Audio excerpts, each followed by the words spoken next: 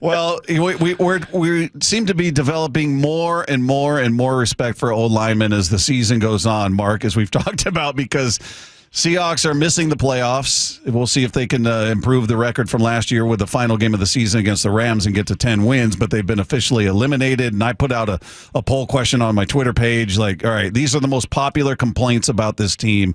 What's the biggest reason? Which of these is the biggest reason that the Seahawks are not getting to the postseason? And I put O-line, play calling, Geno/turnovers, and then they're just not good enough yet. They're just not that good yet. And O-line ran away with it. So everybody's down on the O-line play.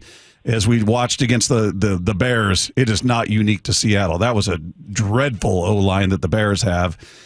So and I asked you this before, and I was trying to tell Dave how you answered it because you weren't very specific. I was asking you how many truly good O-lines there are in the league, in your opinion. Yeah, I asked you this before, and you didn't answer it the way I like, so I'm going to ask it again. Well, I couldn't relay it to Dave. I was trying to tell him what you said, but you had a long answer that wasn't – you didn't name, well, it's the Lions, it's the Packers, it's you had a different answer.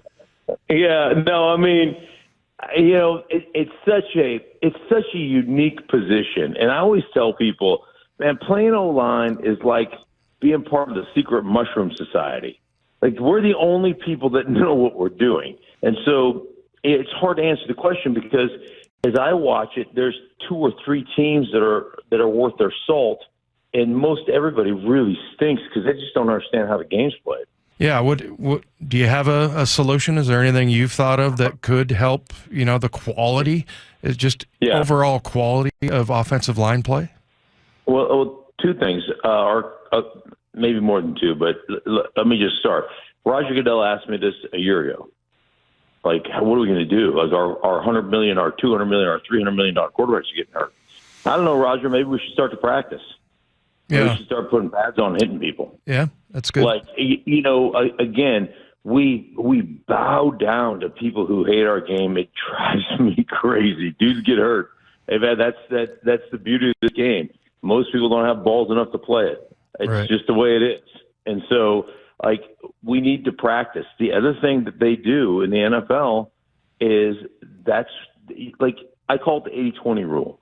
80% of the guys make 20% of the money. 20% of the guys make 80% of the money. So when you get to an offensive line, you're paying a quarterback and you're paying a wide receiver and you're paying a top flight corner and you're playing, an edge rusher and you're paying the defensive tackle and you're paying your left tackle. You know what ends up happening? You end up finding places to save money. Running back has been one of those things that has taken a hit in the National Football League. The rookie wage scale has allowed you to not pay running backs. Right, you draft one, you use them up for 4 years, you dump him, and you get another one, and all the backups, you don't pay those guys. And backup offensive linemen. When I came in the league, Dave, and I was playing for Washington, we had not only our 5 starters, but every dude who backed up, every guy, had 3 or 4 years of starting at another team. And so if you lost a guy came in with 4 years of experience under his belt and could speak the language and knew what he was doing. Today, we've got, think about how idiotic this is. We're paying quarterbacks, $55 million a year? And your backup guard is a minimum wage guy who's in his first year making $550 because that's where you're going to save money. And that guy couldn't play dead in a Western. And when guys get hurt, that's who we have in front of our $500 million asset, our $250 million asset. We've got a dude from East Southern Western State,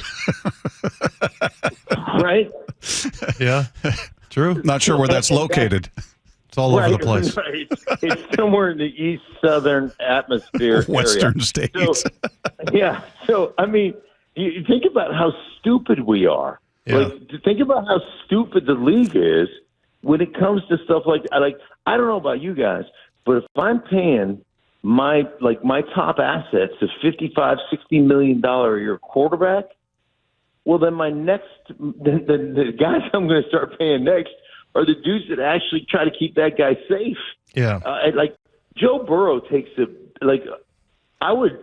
for me, watching Joe Burrow, I'd fire everybody over there. I go, until we start getting into an offense that we can actually protect the guy, it's really cool to watch him throw every down, and he's freaking unbelievable.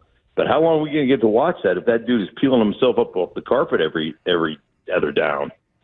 Yeah. That's something we, Dave and I and everybody out here have sort of wrestled with when it comes to the conversation about Geno, because the Geno haters will say, well, look, you brought up Joe Burrow. They don't have a good O-line, and he's got 42 touchdowns, 8 picks on the year. And out here they go, well, the Geno supporters say, well, the line's so bad. What's he supposed to do? He's getting hit. He threw 15 interceptions this year. It's not his fault.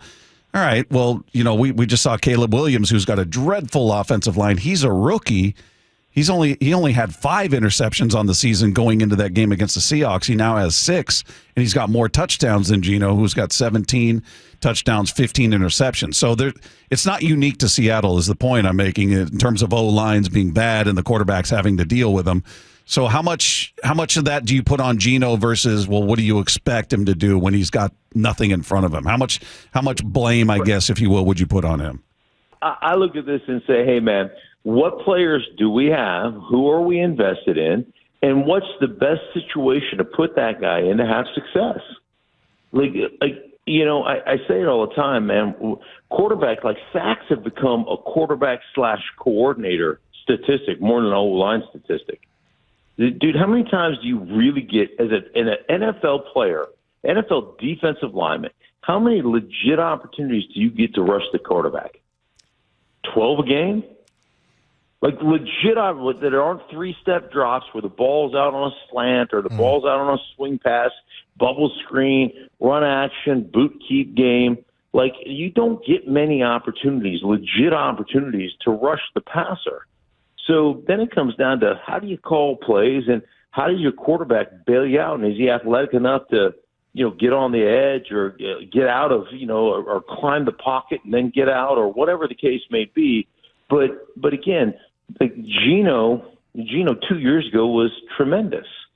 And it's not like Geno has forgotten how to play or Geno can't play, but Geno needs to be supported more than Joe Burrow needs to be supported. It's just the way it works.